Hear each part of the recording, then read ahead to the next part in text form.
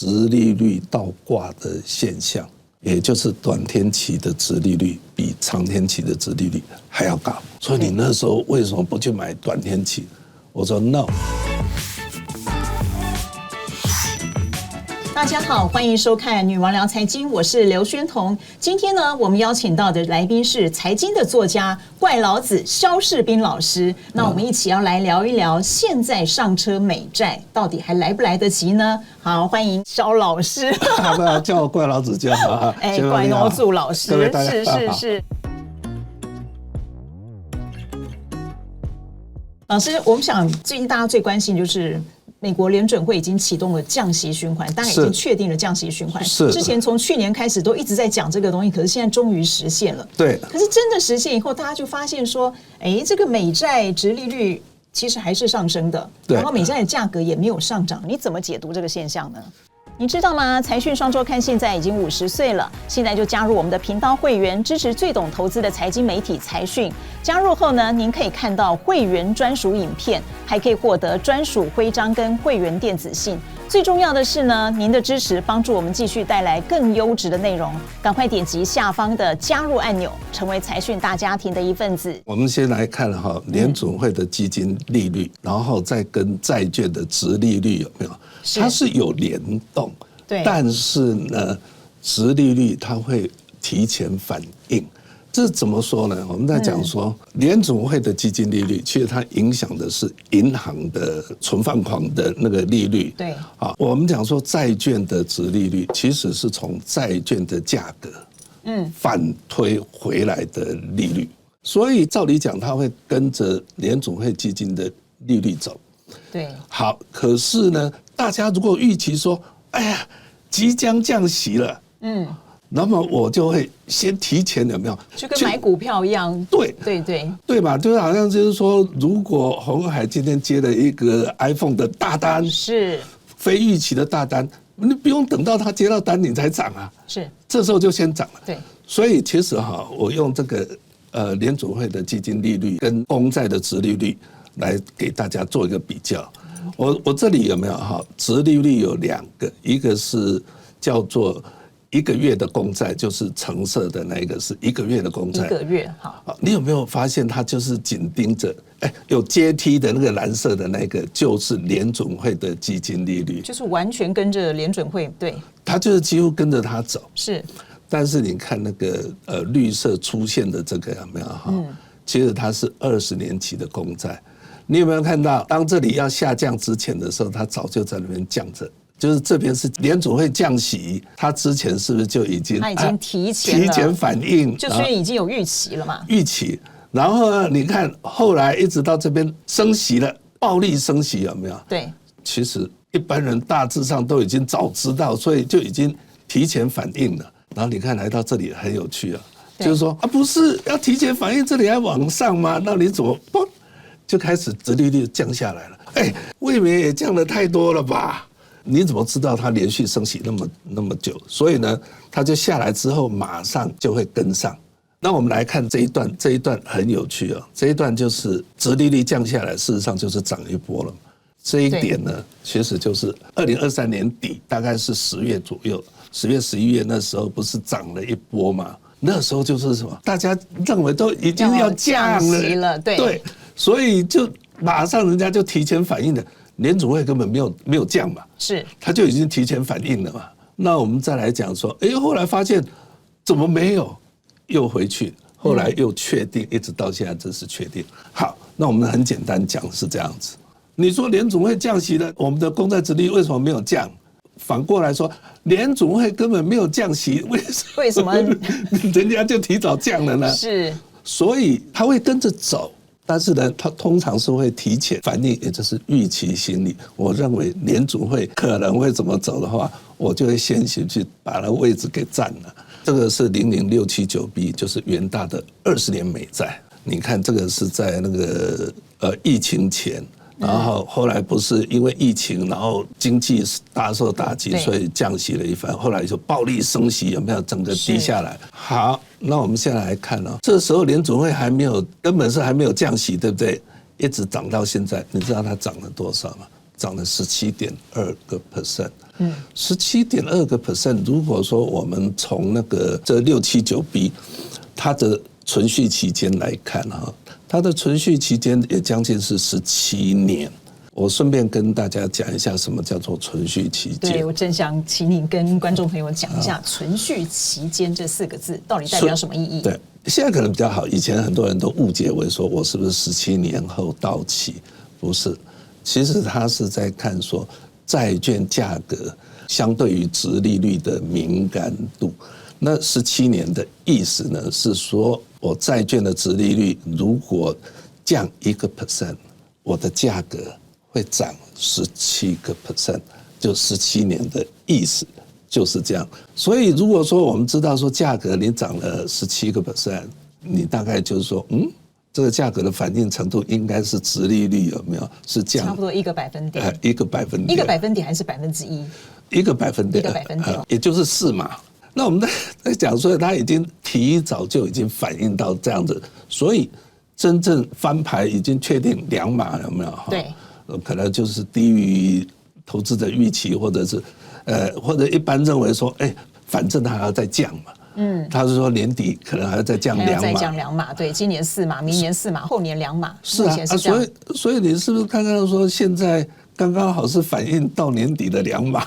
对，已经提前反映完了。对，当你看到这个的时候，大家每次都会问我说，还可不可以买啊？老师，你都把我题目问完了吗？对，那接下来大家怎么想呢？对，我们来看，你看升息有没有连升17嘛？它跌幅有多大？跌了1半以上啊，对不对？现在你看一下，才涨17%，等于是说空间是不是还很大？但是那个联总会也讲了，它不会是降到过去那么的低嘛。是。那我们现在来看，就是说，好吧，我们就是降到那个疫情以前正常的情况。好，我把大家画出来就是这一条线，也就是说还有大概2成的空间，是不是？是啊。如果照这个疫情前的这个，对，如果它就降到疫情前的，不要说降到比疫情前更低，其实还有2成的机会。以后真的会降息还是升息，没有人知道。虽然是说预估。你怎么知道会不会又有什么战争发生？然后很难讲了哈。那如果说它真的是降到过去像这样子最低点的话，其实从现在开始，你还有60% 的涨幅的空间。就是如果回到过去的高点，对。所以你其实看嘛，我们如果用股价来看，如果跌那么深，结果现在才涨那么一点点。所以你的结论说，不管是2成或者很高的这个6成的预期，反正理论上应该是往上的，对不对？没有错。其实我们应该这样讲就是投资你在定存的时候，你希望利率高还是利率低？高啊，当然是利率高嘛，对不对？所以你怎么会喜欢降息？如果说我们今天就是说我真正的是想投资债券，有没有我希望的是能够从利息里面来获利的话，其实你不应该在想说什么时候降息，你应该在想就是说我越晚降息越好啊，我趁现在来买嘛。所以你应该看的就是说现在的利率，你来买，你是不是能满足现在的利率？以现在有没有公债的殖利率还有4%了，是，现在银行定存只有1.7嘛，对，台湾又特别低，对，没有错啊，所以我们台湾更合适嘛，我们说只有1.7，4%你能够维持20年，你想不想嘛？你愿不愿意嘛？你如果觉得这也不错，所以你就可以进去买了，就值得嘛。你不要去在想说，去年还有5%，我现在只剩下4%了。你应该看的是现在4%值不值得。那我个人呢，其实是我不是只有买公债，我也去买那个投资等级的公司债 ，BBB 等级的投资级公司债，现在呢都还有大概5.5%的殖利率。之前我买过，殖利率最高的时候是7% 左右。对，哇，那时候我真的是觉得怎么有那么好的事情？我只要现在去买，用当时的价格买，然后我持有到期满，我能够每1年都有7%的利息，我不用去担心说这些公司赚钱没有，没有赚钱他也要付利息，所以呢有7%很好啊，所以我那时候就买了。啊，现在你告诉我说可不可以买，我只说 5.5%， 你是不是觉得不错？如果你觉得不错很稳，你就去买。如果你真的有本事说，啊，5.5% 我干嘛去买？我买股票的那个殖利率有没有能够有7%、8%？哦，那我要买那个股票的那个殖利率高的高股息。但不要忘了，人家这个5.5% 有没有是确定每一年都有的哦。对，啊，你那个股票有没有？今年可能有7%、8%，明年会有多少还不知道。也就是说，因为它的不确定性，所以股票它能够给的殖利率呢会高一点。所以老师，你意思说值不值得现在到底要不要现在再去买这个美债？这些其实就是看你自己对于这个殖利率你满不满意。就像你今天假设人家说有一天某一天台积电会到1500或2000块，那现在的900多块、1000块，你要不要买？同样的道理嘛，对不对？是，就是你觉得你会不会买下？你舒不舒服？你安不安心？没有错。对，那你刚刚举那个台积电有没有哈？这个例子有没有？虽然没有错，但是呢，你说未来会涨到1000亿，假设讲是这样讲，但是但不见得，可能对不对？但是债券未来你能够拿到多少利息，拿回来多少本金，那个是确定的，不会改变的，也就是非常扎实的现金流入。回到我们的初衷啦，其实我们买债券的意义，其实也是资产配置一种，它其实就是希望稳定的这些利息的收入嘛。是，没有错。我都认为说，不管是股票或者是债券，我们都是说不是那么短线进出，就好像债券，现在很多人把债券有没有当成股票在操作？你看华伦巴菲特有没有哈？他在买股票的时候，他有没有短线进出？没有啊，没有啊，他就是什么？看准这几家公司，它有获利的潜力，我们把钱投下去，我只要每一年都有稳稳的配息可以收，那就够了。所以投资股票也好，你应该是看着它的配息，长期持有。那同样的债券更是应该这样，因为债券的票息是多少，这是已经是确定的，不会改变的。当然，除非违约了。您应该也有投资股票嘛？股票债券您都很在行哦。那我们用现在的时间点来看，假设现在有人想要再重新 review 一下他的股债这个配置，那你知道最近其实进入降息循环以后，又是一个不同的光景，尤其美国要大选，是。所以在这段消息面有些比较混乱的时候，您会怎么建议这个搭配这个股债呢？股票跟债券有没有哈？它主要是因为它具有负相关了哈，所以它能够消除它们的波动。以目前有没有我自己做过的0050跟那个679B 有没有哈？其实最好的配置还是维持在5%的股票，5%的债券 ETF， 即便是现在也是一样。那我们在讲说哈，股票会涨还是会跌，我是不是要预测这样？然后如果我认为未来股票会涨，我的是不是股票的布局有没有部分要多一点？对，比重多一点，比重多一点，不需要这样子。其实你只要现在持有就是股债各5%，结果呢，债券真的是继续降息，所以债券是不是就会涨？也有资本利得，对，它资本利得就会涨嘛。这时候你是不是就失衡了？股票债超过50了，对啊，这时候你就应该卖掉一些债券来补股票的部分。如果说现在降息有没有？美国确实经济又起来，股票涨一样，你就卖高的来买低的。那我再举刚刚的例子，我们刚刚在讲说债券有没有？即便降息涨了30%有没有？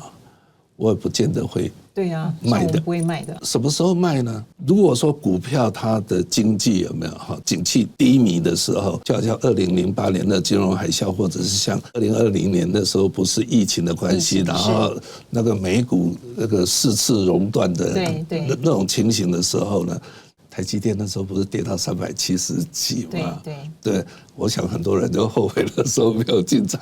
也就是说，当景气低迷的时候呢，政府它也会为了救经济，所以就会降息，所以很有机会是债券会涨一波，然后股票会降下来。股票降下来，如果说配的息是一样的话，它的殖利率是不是就变高了？股票低，殖利率变高，对，然后债券呢，它因为降息，它的价格变高了，所以殖利率变低。好像股票下的金蛋比较大颗，债券的蛋比较小，所以我们这时候就把债券的部位换到股票的部位去，所以我在那个时候我才会卖了。您多久检视一次这个股债的这个比率？通常我自己都很懒呐，大概1年左右。OK， 除非是有那种大的、急剧的大的变动。那最近对于有些人来说，可能就是一个变动，因为他已经确定这个降息循环要开始了。是。那这个时候，假设说我们要选择，我们要调整选债的标的，债券有没有跟股票不一样？债券就只有2个指标你需要去看，一个就是到期殖利率，一个就是存续期间。是存续期间我刚才已经解释过了啊。那到期殖利率其实就是更简单，它就是我持有到期每一年能够获得的年利率是多少。所以我刚刚在看，其实这个是我自己持有的标的。我目前有3档是那个美债，长天期的美债，长天期的有2档是 AAA 等级的公司债，有2档的是投资等级的。其实这个是 BBB 等级的公债跟那个公司债各半。那公司债 A 等级跟 B 等级在各半。为什么会买3档呢？就大家那个元大美债00679B 不是很红吗？对。大家都买那一档啊，当然是我也是买那一档，只是怎么样？因为它后来太红了，那个人数增加太多了，后来不是都溢价嘛，也就是太贵了嘛。那太贵又怎么样？我们就买那个国泰的嘛，他们的40档几乎都买一样，然后比例也是一样啊。所以你有没有看到到期殖利率这3档都一样？对，存续期间是不是又差不多？所以意思是什么？你买谁有没有都一样啊？我那时候买3档，当然就是因为溢价的关系了哈。所以你看看它的到期殖利率还有4%。你如果买股票，你如果认为说我每年能够超过4%，那当然你不会去买它嘛。但是呢，你看 BBB 等级是什么？5.5啊，你要能打破5.5有没有？哈，这是不容易的。所以我就看说，为什么股债配置，股票是攻击型的资产，债券防御型的。它每一年有固定的那个利息收入，等于是你有一个护城河，有没有在那里？然后你真的要获利的，你说获利高呢，要靠股票。为什么要做股债配置的原因？这个是蓝色的，就是0050，然后橙色的是 TOT。那我们来看就是说它们之间，你有没有看到股市涨，然后它会跌？所以你看这个绿色的这一条线条。就是50% 的0050，50% 的 TOT， 你有没有看到说它的波动比那个0050要低很多？虽然0050有没有？你看它一下涨那么多，可是当它重跌的时候，你有没有看到这里的跌幅只有一点点？进可攻退可守，比较稳一点就是了。是没有错，投资你不能够只是看报酬，你还得看风险啊。风险就是说我的波动的程度。您刚刚讲的一个重点就是您的股债比是50-50，是。那债券里面的50%你会放在长天期的美国公债，是。然后另外50%你就是 AA 等级的这个公司债，或者是 BBB 以上的投资等级的公司债，再各50%。那有人会讲说，在某个时间点你可能不一定要买长天期，你可能要买短的啊什么，这些你有没有什么的想法呢？在这个时候适不适用？很多人为什么说要买短债？因为长债有没有好？它的波动比较大，其实波动度这件事有没有并不是很好。但是为什么现在波动度高的那么受欢迎呢？是因为大家期望说它降息，它会继续降，对。它降息的时候，也就是我的波动要大，反而在这一段时间有没有波动度大有没有大家会喜欢。但是短天期为什么大家会讲？就只因为华伦巴菲特有没有？那伯克夏公司。那个买了很多短债嘛，短债当然就是那时候殖利率倒挂的现象，也就是短天期的殖利率比长天期的殖利率还要高，所以你那时候为什么不去买短天期？我说 no， 人家华伦巴菲特是那个钱只是为了暂时的 pocket， 要短期的嘛。但是对我们来说，如果你买短天期的话，你只要一降息，你明年你的利率是不是就降下来了？但是如果说我当时买美国公债，我相信你买的美国公债那时候应该也差不多在5% 左右的殖利率买的。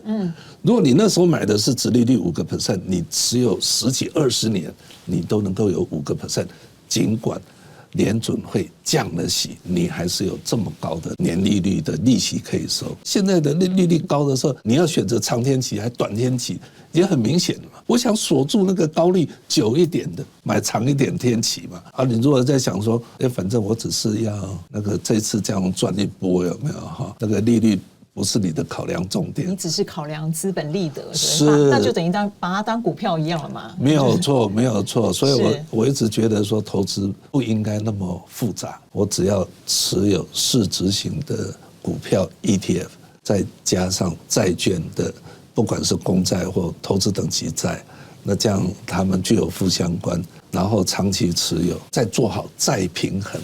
再平衡就是你说半年或1年 review 一次吗？就是稍微调一下，反正你就是股债各50。但是有一件事你可能不知道了，就是我自己做了一个错误的示范。我现在并不是持有50-50的股债，我现在是持有20% 的股票，80% 的债券。升息，所以债券的价格不是大跌吗？然后我就是分批一直买，然后我一直觉得说，反正我买债券只要一降息，我那个就会回来。就没想到等了那么久。不止等那么久，还没到人家那个股票不是先涨了一波吗？是，然后没赚到那一边，就是没有赚到那一波嘛。所以我在讲，就是说我自己一直在提倡说，你应该要50，可是你自己曾经不小心债券就买到80，对，都有人性的这些，这个叫做人性的贪婪与恐惧，真的是没有错。我自己也犯了这个错了，不过还好的是说，我是退休，我当时会这样做，就是说。我光是这个债券80%的配息，我的退休生活也能够过得不错。我只是少赚，不是说亏本，少赚而已。而且现在降息已经等到了嘛，开始启动了。我相信我的债券涨上来的时候，我还会恢复到5成了。所以您的经验就告诉我们说 ，even 是您这么久的经验，都难免会有一些恐惧跟贪婪。感谢大家的收看啊！如果您也支持我们的节目，欢迎按赞、订阅、加分享，也欢迎收看我们其他的影片。我们下次再见，拜拜！谢谢老师。